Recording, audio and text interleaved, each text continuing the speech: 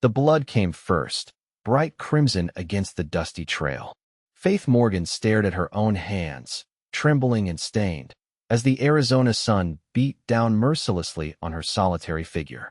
The year was 1873, and she was the only survivor of what would later be called the Bitter Creek Massacre, though no one believed her story of what had really happened that day.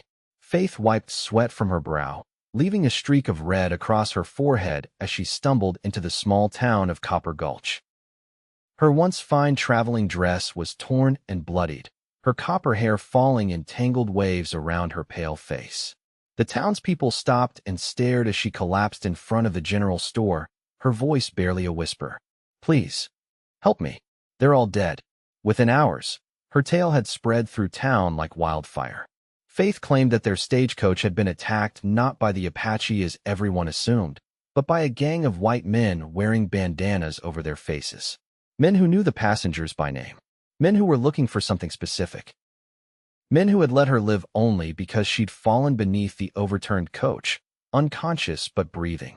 Sheriff Patterson had listened to her story with narrowed eyes, his weathered face betraying nothing as he scratched notes in his ledger. "Miss Morgan," he'd said finally, "we've had Apache troubles in these parts for years. What you're suggesting that white men would massacre innocent travelers, including women and children, that's a mighty serious accusation." "I know what I saw," Faith insisted, her voice growing stronger despite the throbbing pain in her temple where she'd been struck.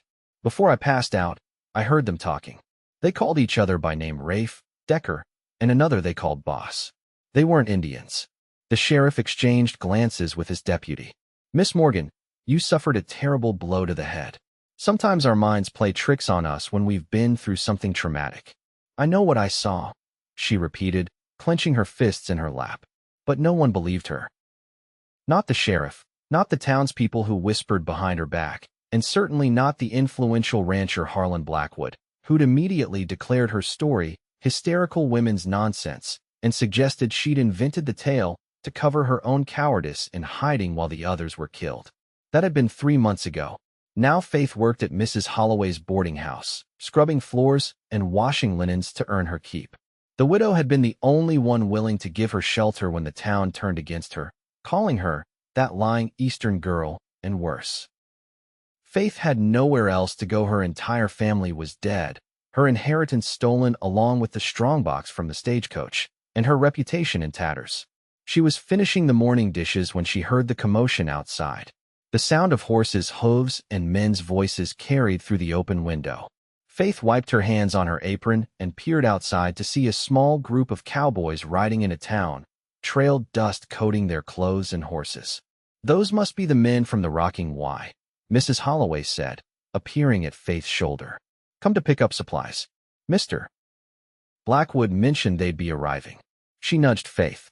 "Better put on some coffee. They'll likely want refreshments before they head back." Faith nodded, moving to the stove even as her stomach knotted. Harlan Blackwood owned half the county and had been the loudest voice calling her a liar. His ranch hands would no doubt share their employer's opinion of her. The boarding house door swung open, and several men filed in, removing their hats as they entered. Faith kept her eyes lowered, focusing on pouring coffee into the thick mugs Mrs. Holloway had set out. "Obliged, madam," said a deep voice as one of the men approached the counter. "Been a long ride from the North Range." Faith glanced up and found herself looking into the most startling blue eyes she'd ever seen. They belonged to a tall man with sun-bronzed skin and dark hair that curled slightly where it met his collar. He wasn't handsome in the conventional sense. His features were too strong, his jaw too square, but there was something arresting about his face that made it difficult to look away. "You're welcome," she managed, sliding a mug toward him. He studied her for a moment longer than was comfortable. "Don't believe we've met. Yates Donovan, foreman of the Rocking Y." He extended a calloused hand. Faith hesitated before taking it briefly. "Faith Morgan." Something flickered in his eyes. Recognition. Of course he would know her name and the stories that went with it. Faith braced herself for the same dismissive look she'd grown accustomed to over the past months. Instead, he nodded thoughtfully. "Miss Morgan, heard about you." His voice was neutral, giving nothing away. "I'm sure you have," she replied, unable to keep the bitterness from her tone. Yates took a sip of his coffee, watching her over the rim of his mug. Don't put much stock in town gossip myself. Before Faith could respond, the door banged open again, and Sheriff Patterson entered, his gaze immediately finding Yates. Donovan, good timing. Got some news you'll want to hear. Apache hit another ranch up north. The Wilsons. Similar to what happened at Bitter Creek Crossing. Faith froze, her hand tightening around the coffee pot. Any survivors? Yates asked. Just the youngest boy? Found him hiding in the root cellar. The sheriff's eyes slid to Faith, then away. Clear case of Indian attack. Arrows, war paint on the door. Same as always. Faith couldn't contain herself. Did you actually see the attackers, Sheriff? Or are you just assuming it was Apache because that's convenient? The room fell silent. Mrs. Holloway made a small, distressed sound. Sheriff Patterson's face hardened. Miss Morgan, I'll thank you to keep your wild theories to yourself. We have enough trouble without stirring up more. It's not a theory, Faith insisted, setting down the coffee pot with a thud. I know what I saw at Bitter Creek, and it wasn't Apache warriors. It was white men pretending to be Indians. That's enough, Mrs. Holloway hissed, grabbing Faith's arm. Please excuse her, Sheriff. She's still not herself. Faith shook off the older woman's hand. I'm perfectly myself. I'm just the only one willing to speak the truth in this town. She turned and stormed into the kitchen, her cheeks burning with humiliation and anger. She heard the murmur of conversation resume in the dining room, punctuated by uncomfortable laughter. They all thought she was crazy or attention-seeking or both. Faith was furiously kneading bread dough when she sensed a presence behind her. She turned to find Yates Donovan leaning against the doorframe, arms crossed over his chest. You're upset, he observed. How perceptive of you, Mr. Donovan. Faith pounded the dough with renewed vigor. I reckon that poor dough's about beaten into submission, he said, the corner of his mouth lifting slightly. Faith glanced down at the flattened mass beneath her hands and sighed, brushing flour from her fingers. Did you come in here to mock me as well? No, madam. He straightened and took a step into the kitchen. I came to ask about what you saw that day. Faith stared at him, disbelief warring with hope. Why? No one else has bothered to listen. Maybe because no one else has reason to question the official story. Yates glanced over his shoulder to ensure they weren't overheard. Something about the Wilson attack doesn't sit right. Been thinking about it since I heard. What do you mean? He moved closer, lowering his voice. Apache don't usually attack in the middle of the day. They prefer dawn or dusk, and they don't typically leave one survivor to tell the tale, especially not a child. Faith's heart began to race. At Bitter Creek, they killed everyone except me, and that was only because they thought I was dead. One of them checked my pulse and said this one's gone before they left. Yates's eyes narrowed. You never mentioned that part to the sheriff. I tried. He wouldn't listen past the part where I said they weren't Apache. Tell me everything you remember, he said, pulling out a chair from the small kitchen table and gesturing for her to sit. Every detail, no matter how small. For the next hour, Faith recounted her experience the stagecoach journey from Tucson, the other passengers, a banker and his wife, a young Army lieutenant, an elderly couple returning from visiting their daughter, and a mother with her 2 children. The sudden ambush from riders who initially appeared to be Apache warriors. But as they got closer, Faith explained, I could see their faces beneath the paint. White men, all of them. And they called out to the driver by name. Hand it over, Miller, one of them shouted. Our driver knew them. She described how the driver had reached for his shotgun instead, how the first shots had rung out, how the horses had panicked and overturned the coach in a ravine. The killers had methodically finished off the survivors one by one, searching their bodies and the luggage. They were looking for something specific, Faith said. They kept asking the banker where it was. He tried to tell them it was in the strongbox, but they said that wasn't what they wanted. What happened then? Yates prompted when she fell silent. Faith closed her eyes, the memories still painfully fresh. They shot him, then his wife, then the others. I was pinned under part of the coach. I hit my head when we crashed, and there was blood all over me. They must have thought I was already dead. And you're certain you heard names? Yes.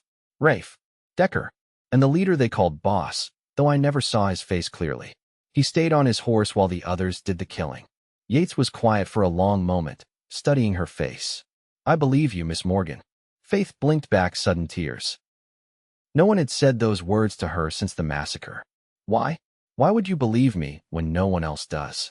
Because there have been too many so-called Apache attacks that don't follow their usual patterns. And because I knew Miller, your stagecoach driver. He wasn't the type to resist a genuine Apache attack. He'd have surrendered the coach and cargo to save lives.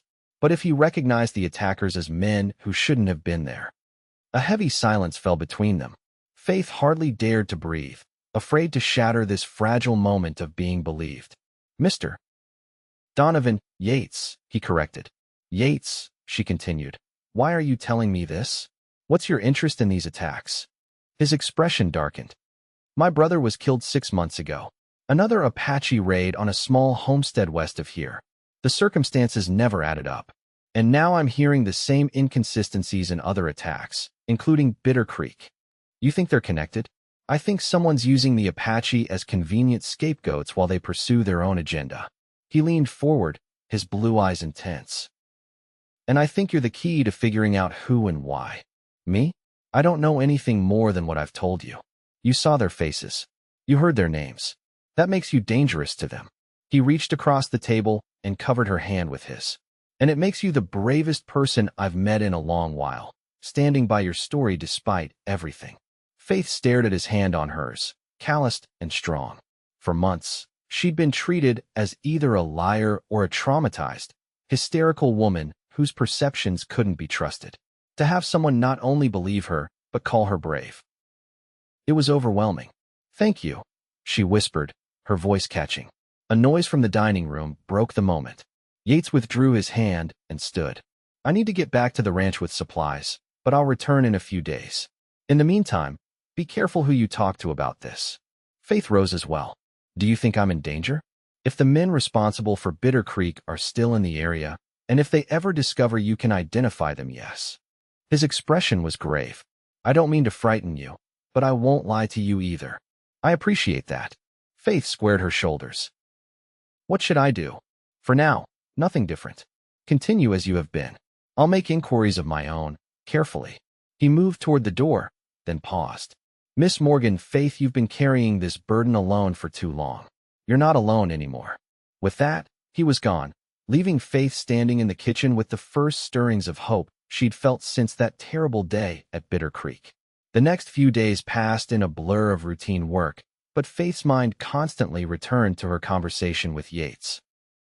She found herself watching the townspeople with new awareness, wondering if any of them could be connected to the attacks. Who was Rafe? Who was Decker? And who was the mysterious boss they answered to? She was sweeping the boarding house porch 3 days later when she spotted Yates riding into town, accompanied by another cowboy. Her heart quickened as he dismounted in front of the general store, securing his horse to the hitching post. He glanced in her direction and touched the brim of his hat in acknowledgement.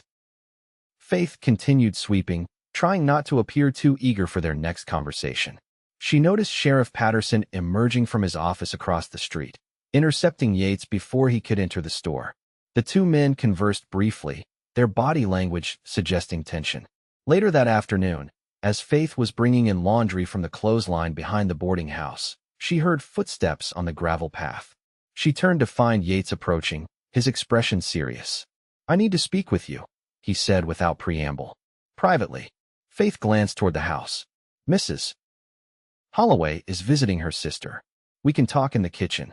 Once inside, Yates removed his hat and ran a hand through his dark hair.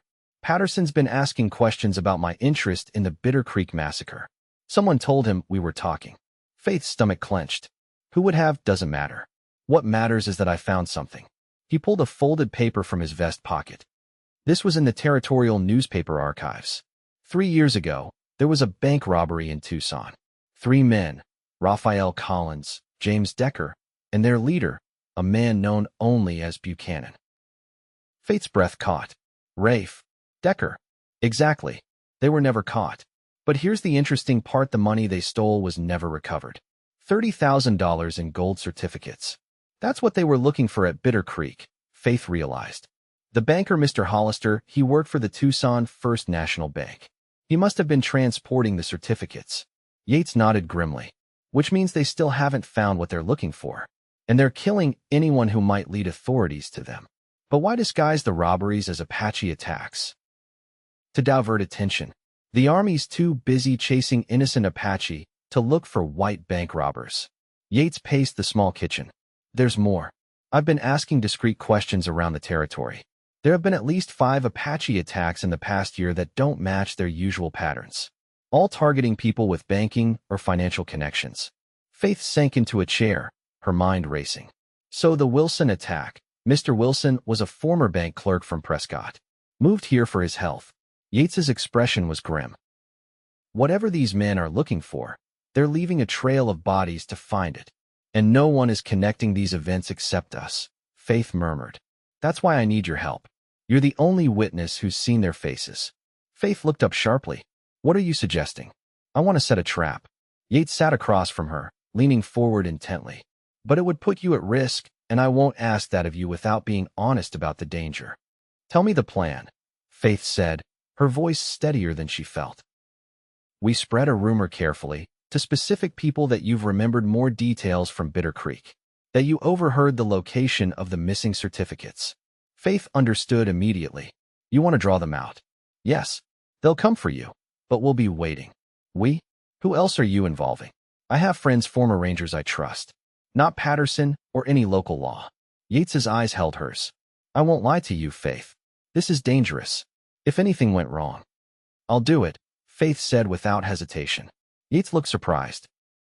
You should take time to consider. I've had 3 months of being called a liar, of being treated like I'm crazy or attention-seeking.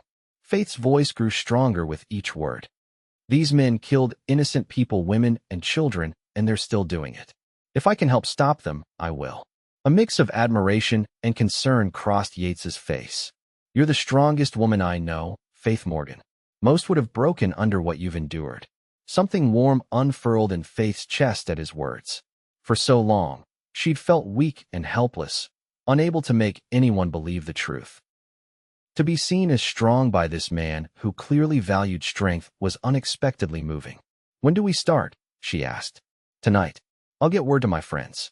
We'll need a few days to set everything up. He reached across the table, taking her hand in his. I promise you, I won't let anything happen to you. Faith met his gaze steadily. I trust you, Yates. The plan moved quickly after that. Yates introduced Faith to his friends Thomas Beck and Samuel Hayes, former Texas Rangers who now worked as private security for the railroad. Like Yates, they had their own reasons for wanting to expose the false Apache attacks, having lost friends to the escalating tensions with the tribes. The rumor was planted carefully. Faith confided to Mrs. Holloway, known as the town's most reliable gossip, that she'd remembered hearing something about certificates hidden at Devil's Canyon during the Bitter Creek attack. Mrs. Holloway, as expected, shared this information with her sister, who worked as a cook at Harlan Blackwood's ranch. For 3 days, nothing happened. Faith continued her work at the boarding house, though now she carried a small Derringer pistol Yates had given her, concealed in her pocket. Each night, either Yates or one of his friends kept watch near the boarding house, expecting trouble. On the 4th night, Faith was awakened by a soft tap at her window.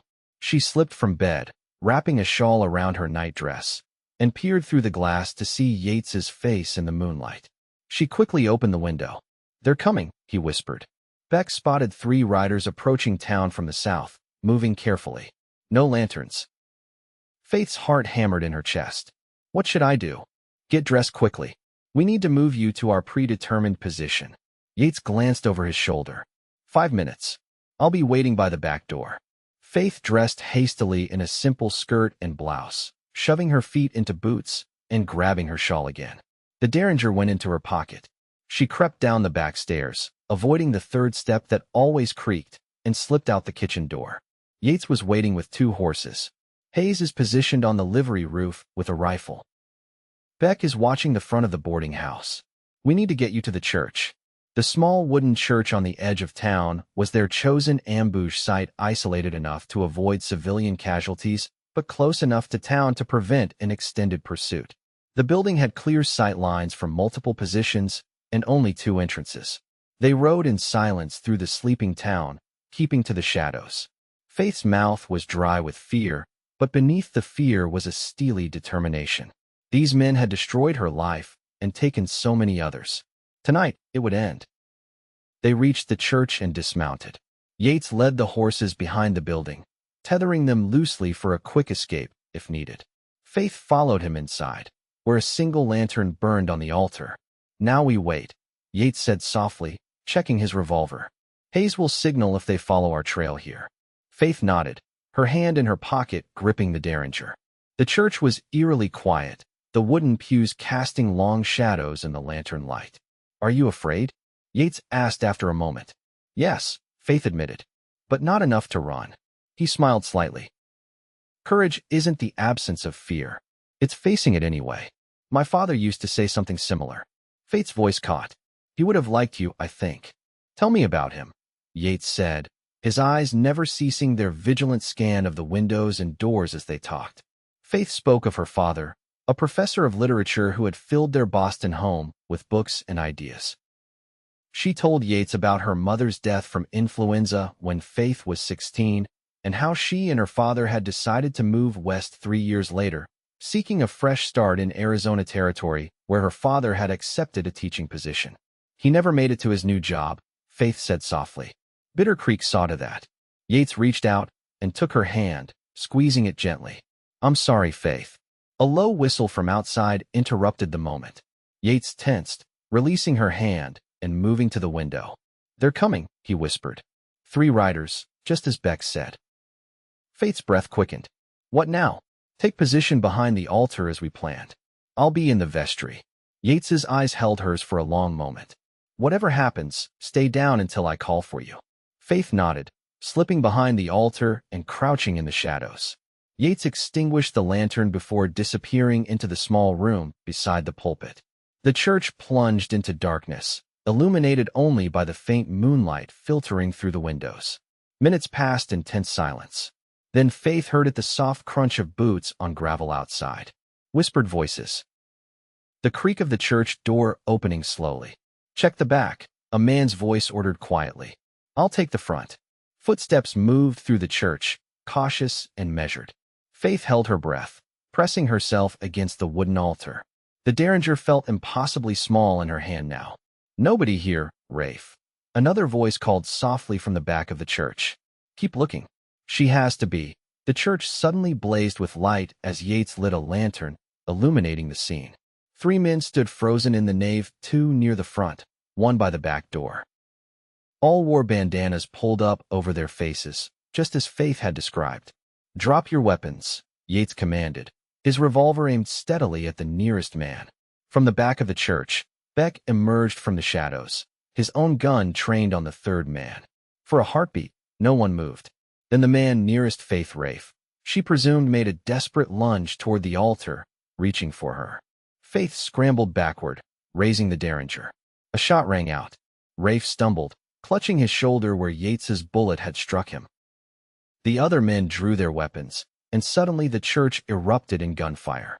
Faith ducked behind the altar as splinters of wood flew around her. She heard shouts, more shots, the crash of a body falling against a pew. Then silence. "Faith!" Yates's voice called. "Are you hit?" "I'm all right," she responded, peering cautiously around the altar. 2 of the attackers lay motionless on the floor. The 3rd, a tall man with a silver streak in his dark hair, was being held at gunpoint by Beck.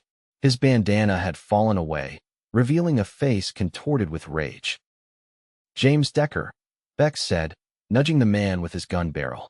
"Wanted in 3 territories." Faith emerged slowly from behind the altar, her eyes fixed on Decker. "That's one of them," she confirmed. "He was at Bitter Creek." Decker spat on the floor. "You should have died with the others, woman." "Where's Buchanan?" Yates demanded, pressing his gun against Decker's temple. The outlaw sneered. "You'll never find him. He's too smart, too connected." "We found you," Faith said, stepping closer. "We'll find him too." Decker laughed, a harsh sound in the quiet church. "You have no idea who you're dealing with. Buchanan has friends in high places." The church door burst open, and Sheriff Patterson entered, his gun drawn. Behind him were several townsmen, including Harlan Blackwood, the wealthy rancher. "What in God's name is happening here?" Patterson demanded, taking in the scene with wide eyes.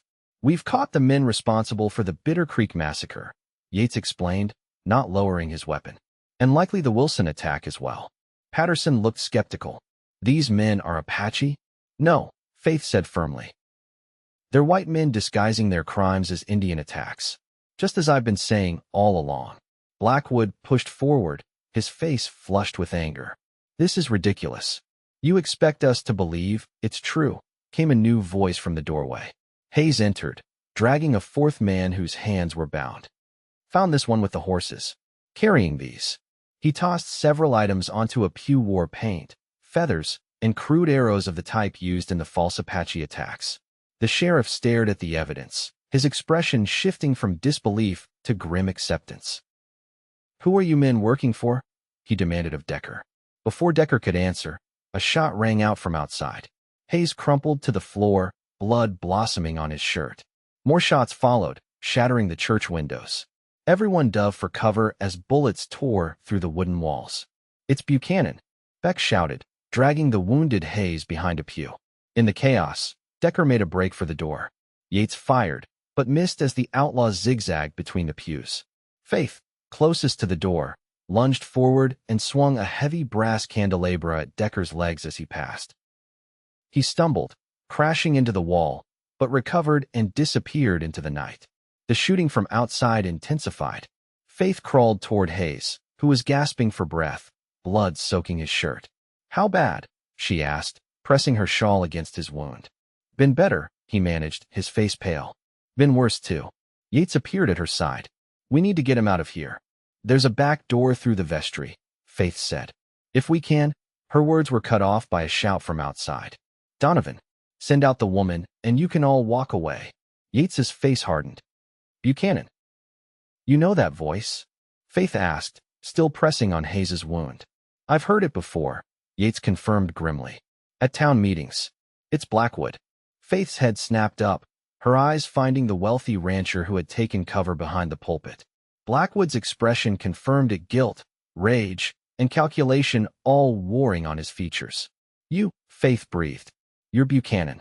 Blackwood Buchanan raised his gun, aiming directly at Faith. You should have kept your mouth shut, girl. Everything happened at once. Yates lunged toward Faith as Blackwood fired. The sheriff shouted.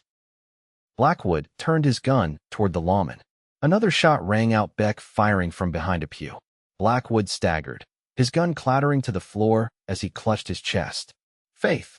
Yates's voice was anguished as he gathered her into his arms. I'm all right, she gasped, touching her side where Blackwood's bullet had grazed her. It just tore my dress. Outside, the shooting had stopped. The townsmen cautiously approached the windows, reporting that the remaining attackers appeared to be fleeing. Sheriff Patterson knelt beside the fallen Blackwood, checking for signs of life. He's dead, he announced after a moment, his voice hollow with shock. Harlan Blackwood. All this time. He was using his ranch as cover for his robbery operations, Beck explained, helping Hayes to sit up against a pew. The Apache disguise was clever, kept attention away from him, and stirred up enough trouble to keep the army and territorial authorities distracted. Faith remained in Yates's arms, trembling now as the danger passed and reaction set in. The certificates, she said suddenly. From the Tucson bank robbery. Did they ever find them? That's what they were still looking for, Yates realized. 3 years later, still hunting for their biggest score. Sheriff Patterson looked dazed. Blackwood was one of the most respected men in the territory. He dined with the governor last month. The perfect cover, Beck said. Who would suspect him? As dawn broke over Copper Gulch, the truth about the false Apache attacks spread quickly. Hayes was taken to the doctor, his wound serious but not fatal. The bodies of Blackwood and the other outlaws were removed from the church, and the sheriff began the process of unraveling Blackwood's criminal enterprise. Faith sat on the boarding house porch, a blanket around her shoulders despite the growing warmth of the day. She was exhausted but unable to rest, her mind still processing the night's events. Yates appeared at the bottom of the steps, his face showing his own fatigue. Hayes will recover, he reported, climbing the steps to join her. And Patterson sent telegrams to neighboring towns. They've already caught one of the men who fled. And Decker? Still at large, but wounded. They'll find him. Yates settled beside her on the porch bench. How are you feeling? I'm not sure, Faith admitted. Relieved. Vindicated. Sad that so many people died because of Blackwood's greed. Yates nodded, understanding in his eyes. You stood your ground when everyone doubted you. That took extraordinary courage. I had help at the end, Faith said softly, looking at him. I wouldn't have survived last night without you. You would have found a way, Yates said with conviction. You're the strongest woman I know, Faith Morgan. There it was again, that warm feeling in her chest at his words, at the admiration in his eyes. Faith found herself leaning closer to him, drawn by something she wasn't ready to name. What happens now? She asked. Now you rest. Recover. Yates took her hand gently. And when you're ready, I'd like to court you properly. Faith's breath caught. Court me, if you'll allow it. His blue eyes were earnest, vulnerable in a way she hadn't seen before. I've never met anyone like you, Faith. Your courage, your determination, your heart. I find myself thinking about you even when we're apart. Faith's lips curved into a smile. I'd like that very much. Yates's answering smile transformed his face, softening the hard lines and bringing a light to his eyes that made Faith's heart skip. Slowly, giving her time to pull away if she wished, he leaned forward and pressed his lips to hers in a gentle, questioning kiss. Faith responded, her hand coming up to rest against his cheek as the kiss deepened. When they finally parted, both were breathing faster, a new awareness between them. I should let you rest, Yates said reluctantly, rising from the bench. Faith caught his hand. Will you come back this evening? Wild horses couldn't keep me away. He squeezed her hand before releasing it. Sleep well, Faith. As Faith watched him walk away, she felt something she hadn't experienced since before Bitter Creek hope for the future. A future that now, unexpectedly, included Yates Donovan. 2 months passed, bringing changes to both Copper Gulch and Faith's life. The full extent of Harlan Blackwood's criminal activities came to light, revealing a network of corruption that reached into several territories. The missing bank certificates were eventually discovered hidden in a secret compartment in Blackwood's study, along with evidence implicating several other prominent citizens. Faith's reputation was fully restored as the truth about Bitter Creek spread. The townspeople who had doubted her now approached with apologies and invitations. Mrs. Holloway, to her credit, had tearfully begged Faith's forgiveness for not fully believing her story. There's nothing to forgive, Faith had assured the older woman. You gave me shelter when no one else would. True to his word, Yates courted Faith properly, calling at the boarding house with flowers, taking her for rides in the countryside, and escorting her to church on Sundays. Their growing attachment was the subject of much approving gossip in town, especially after it became known that Yates had inherited his uncle's ranch north of Copper Gulch, a modest but promising property that he had been steadily improving. On a warm evening in early autumn, Yates took Faith to his ranch for the first time. They rode side by side, Faith much more comfortable on horseback than she had been when she first arrived in Arizona.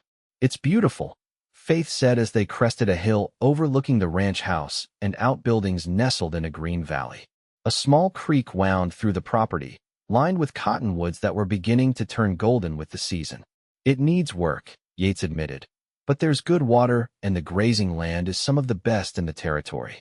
They dismounted by the creek, and Yates spread a blanket beneath a large cottonwood. From his saddlebags, he produced a simple picnic: bread, cheese, dried fruit, and a bottle of wine. This is lovely, Faith said, settling on the blanket beside him. They ate and talked as the sun began to set, casting long shadows across the valley. Faith had never felt so at peace, so certain that she was exactly where she was meant to be. As twilight deepened, Yates grew uncharacteristically quiet. Is something wrong? Faith asked, touching his arm. No, he said quickly. Nothing's wrong. He took a deep breath. I've been trying to find the right words all evening. Faith's heart began to race as Yates took her hands in his. Faith Morgan, these past months have been the happiest of my life. You're the bravest, strongest, most remarkable woman I've ever known. His blue eyes held hers intently. I love you. I want to build a life with you, right here if you'll have it. Will you marry me? Tears sprang to Faith's eyes. Yes, she whispered. Yes, Yates, I will. Joy transformed his face as he pulled her into his arms, kissing her with a passion that left her breathless. When they finally broke apart, he reached into his pocket and withdrew a small gold ring set with a single pearl. "It was my mother's," he explained as he slipped it onto her finger. "My father gave it to her when they started their ranch in Texas." Faith admired the ring, simple but beautiful, just like the love that had grown between them. "It's perfect." They were married a month later in the same church where they had faced death together. The building had been repaired and repainted, showing no signs of the violence that had occurred there. Hayes and Beck stood as Yates's groomsmen, both fully recovered and now working as deputies in neighboring towns as the territory continued to clean house after Blackwood's exposure. Faith wore a gown of ivory satin that Mrs. Holloway had helped her sew, with lace at the collar and cuffs that had once belonged to her mother. As she walked down the aisle toward Yates, she thought of how much had changed since she had staggered into Copper Gulch, bloodied and disbelieved. The ceremony was simple but meaningful, with the small church filled to capacity with townspeople who had come to respect Faith's courage and Yates's integrity. When the minister pronounced them husband and wife, the cheer that went up seemed to shake the rafters. "Mrs. Donovan," Yates murmured against her ear as they walked back down the aisle together. "I like the sound of that," Faith replied, squeezing his arm. The celebration continued at the boarding house, where tables had been set up in the yard under strings of lanterns. There was dancing and laughter, good food, and better company. Faith found herself surrounded by people who now called her friend, a far cry from the isolation she had endured months before. As the evening wore on, Yates drew her away from the crowd, leading her to a quiet corner of the garden. "Happy?" he asked, his arms circling her waist. "Completely," Faith assured him, resting her hands on his chest. "Are you?" "More than I ever thought possible." He kissed her softly. "I have something for you." From his pocket, he withdrew a folded document and placed it in her hands. Faith opened it curiously, reading by the light of the nearby lanterns. "A deed?" she questioned. "To a piece of land adjacent to the ranch," Yates explained. 20 acres with a view of the mountains. I thought we might build a school there someday. Your father was a teacher. You mentioned once that you had considered following in his footsteps." Faith stared at him, deeply moved by his thoughtfulness. "You remembered that?" "I remember everything you tell me," he said simply. "Your dreams matter to me, Faith. I want to help make them come true." Faith's heart swelled with love for this man who had believed her when no one else would, who had helped her find justice, and who now wanted to build a future that honored her past.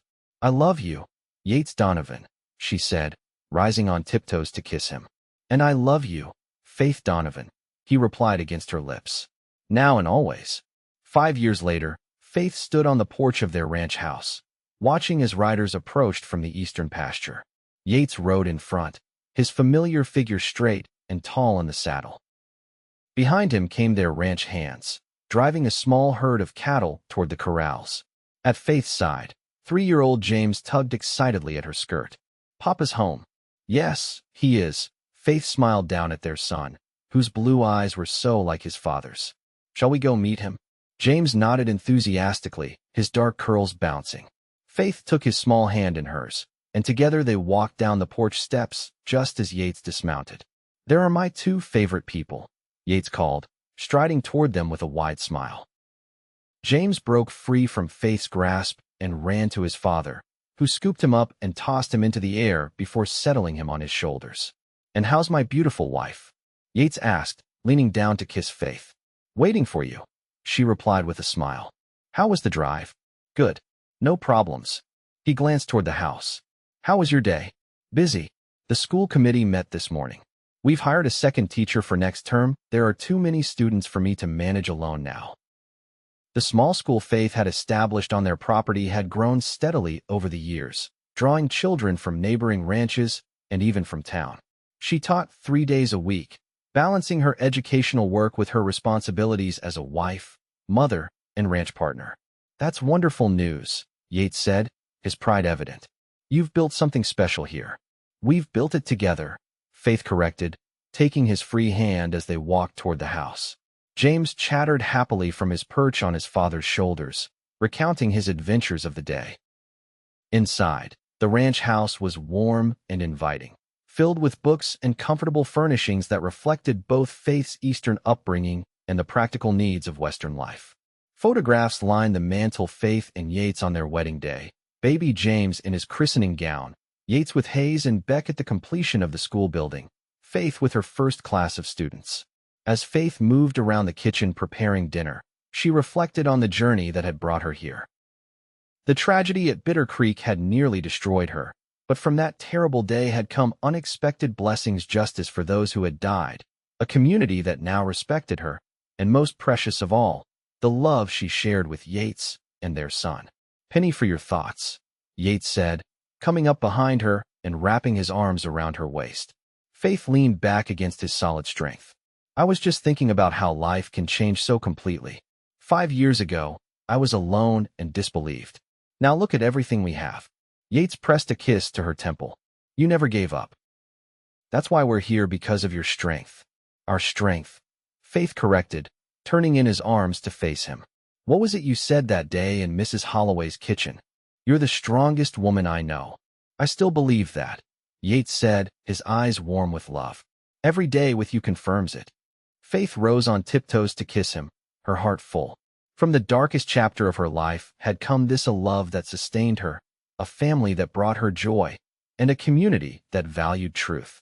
She had survived when no one believed her, and in doing so, had found more than justice.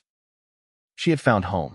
That night, as moonlight spilled through the bedroom window, Faith lay in Yates's arms, listening to the peaceful sounds of their sleeping ranch.